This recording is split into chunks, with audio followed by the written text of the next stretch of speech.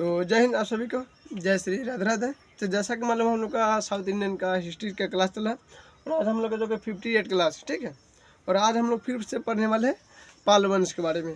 देखिए, इससे पहले भी आपको पाल वंश को बताया गया था, क्योंकि आपको बताए थे ना कि ये जो राजवंश है पाल, पांडव, चेर, ये सब राष्ट्रकूट, ये सब बार बार पतन की ओर जा रहे हैं और बार बार क्या है, उदय इसका हो रहा है, ठीक है। क्या कि एक पे एक राजा आ रहा है और एक दूसरे के ऊपर छाड़ते हुए फिर क्या कर रहा है, फिर एक दूसरे वंश का क्या उदय कर दे रहा है, ठीक है। तो आज हम जो बात करने वाले पाल वंश जो कि 7वीं ईसा पूर्व से लेके 11वीं ईस्वी तक के बात है, ठीक है। इस वंश का हम लोग बात करने वाले हैं। तो चलिए हम लोग क्लास को स्टार्ट करते हैं।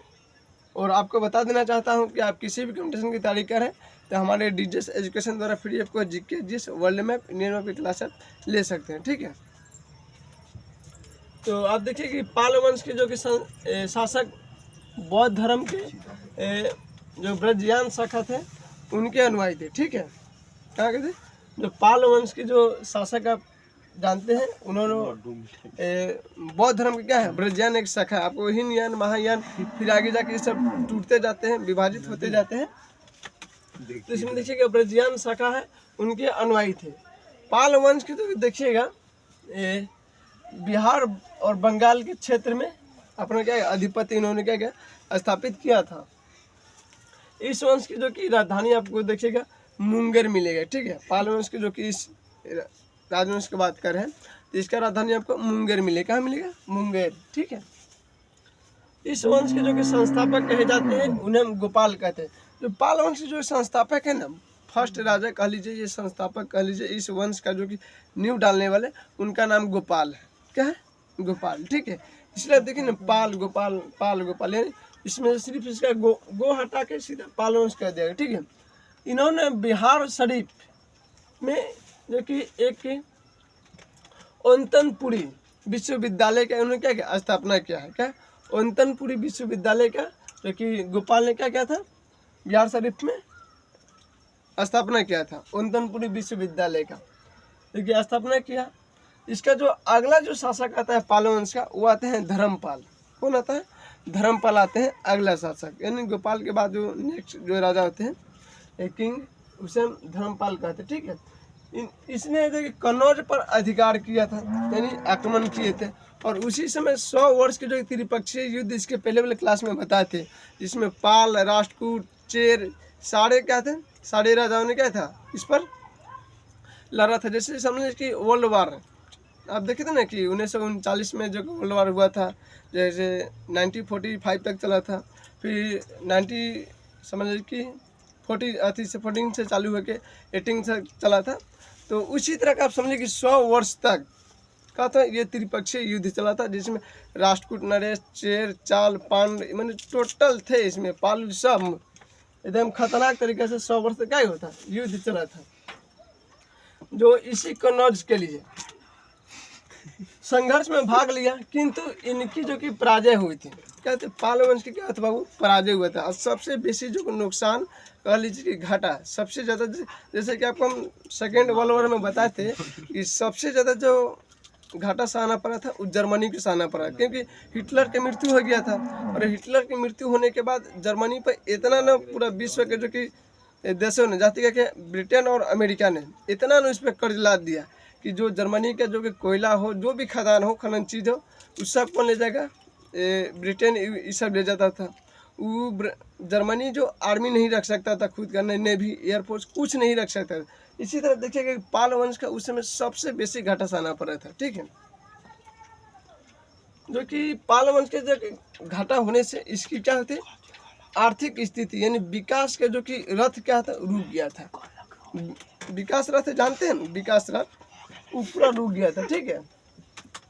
क्योंकि पाल साम्राज्य का विकास रुक गया। धर्मपाल ने ही जब भागलपुर, नाम सुने भागलपुर अपने बिहार में, ठीक है। तो भागलपुर में जो कि विक्रमशिला जो कि विश्वविद्यालय के आज भी है, उसका अवशेष आपको देखने को मिलेगा। अभी शायद इतना एक्टिव नहीं है, ऐसे भी थे उस समय के जितने भी विश्वविद्यालय थे, कोई भी अभी एक्टिव नहीं है। तक्षशिला विश्वविद्यालय पाकिस्तान में, उसका खंडहर हो गया। नालंदा विश्वविद्यालय ये भी खंडहर है। तक्षशिला विश्वविद्यालय ये भी, मतलब टोटल जो देख रहे हैं सब खंडहर में अब तब्दील हो गया है। क्या कि आपको पता है कि बख्तियार खिलजी जो कि भले अलाउद्दीन खिलजी ने किसको नष्ट कर दिया था, नालंदा विश्वविद्यालय को, उसको भी अभी पढ़ाएंगे आगे, ठीक है। तो भागलपुर में जो कि धर्मपाल ने क्या बनवाया था, विक्रमशिला विश्वविद्यालय का उन्होंने क्या क्या स्थापना करवाया था, ठीक है। तथा बंगाल में देखिएगा, जो बांग्लादेश में एक सोनपुर जो कि बिहार का मतलब महाविहार बहुत बड़ा क्या होता है, फील्ड होता है, और वहाँ पे रंग बिरंगी चीज़ें जो पार्क की तरह समझ रहे हैं, उस तरह का उन्होंने क्या था बनवाया था। कहाँ, बांग्लादेश में एक जगह है सोनपुर, ठीक है। और अगला जो शासक देखिएगा देवपाल आता है, ठीक है।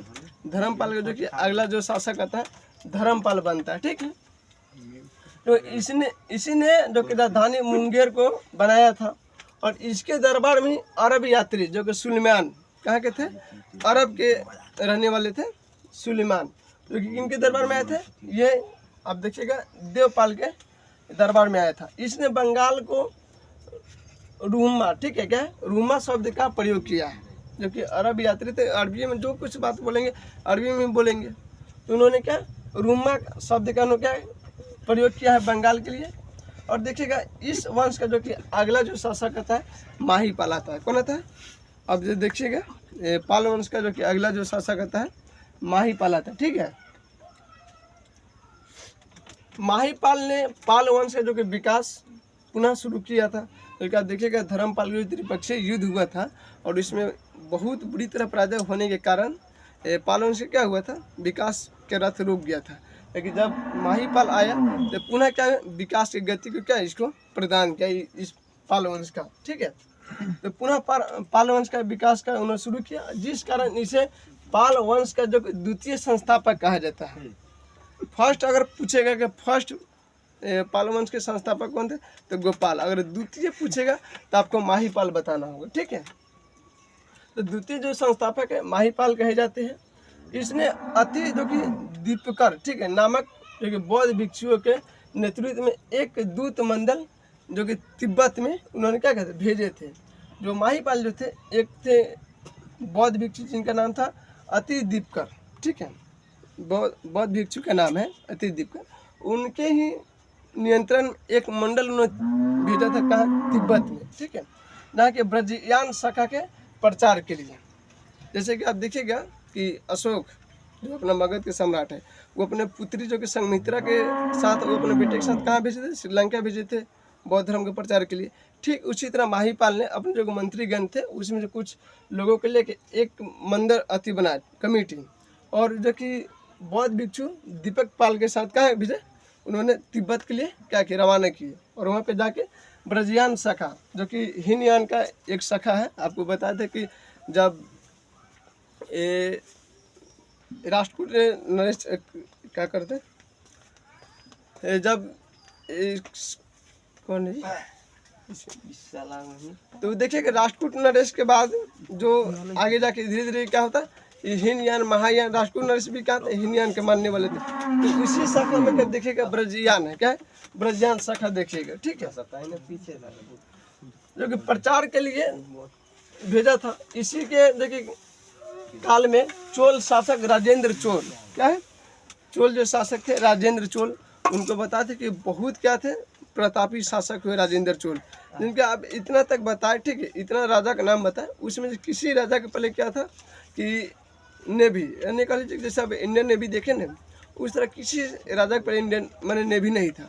जो उन्होंने इंडोनेशिया जाकर सुमात्रा द्वीप पर क्या किया था, उन्होंने पुनः अधिकार किया था। फिर जो कि उस समय के इंडोनेशिया के राजा कौन थे, शैलेंद्र सेन थे, ठीक है। उसके बाद श्रीलंका देखिएगा, श्रीलंका में जाकर उन्होंने अधिकार किया था, ठीक है, जो कि राजेंद्र चोल वन थे। बंगाल पर आक्रमण कर दिया, ठीक है, जिस कारण जो कि पाल वंश का क्या है, बिखर हो गया। बिखर का मतलब समझ इधर भीतर हो जाना, बात समझ में करते हैं। अतः देखिएगा पाल वंश का जो कि अंतिम जो शासक आते हैं उनका नाम था मदन पाल, क्या है, जो पाल वंश का अंतिम जो शासक आते हैं उनका नाम था मदन पाल। इनके मृत्यु के बाद पाल वंश का क्या हुआ, अंत हो गया, ठीक है, जो कि मदन पाल की मृत्यु के बाद इस पाल वंश का अंत हो गया।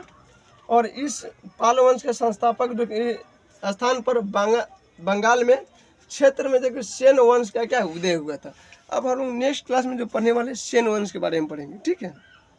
तो पाल वंश का जब पतन हुआ तो अब सेन वंश का उदय हुआ, ठीक है। तो चलिए जय हिंद, जय श्री राधे राधे। फिर हम लोग मिलेंगे अगले नेक्स्ट क्लास में। उम्मीद है कि आपको आज का कंटेंट क्या है समझ में आ जाएगा, ठीक है। तो अब हम लोग नेक्स्ट जो क्लास करने वाले हैं हम लोग सेन वंश के बारे में पढ़ेंगे।